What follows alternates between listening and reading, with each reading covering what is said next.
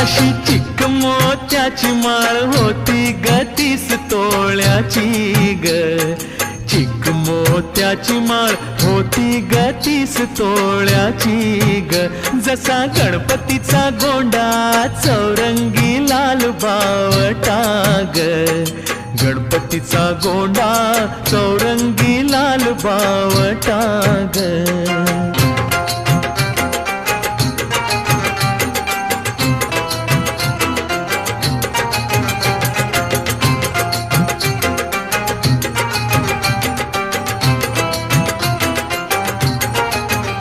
या चिकमाळेला रेशमी मौचार दोराग, या चिकमाळेला रेशमी मौचार दोराग, मऊ रेशमाच्या दोऱ्यात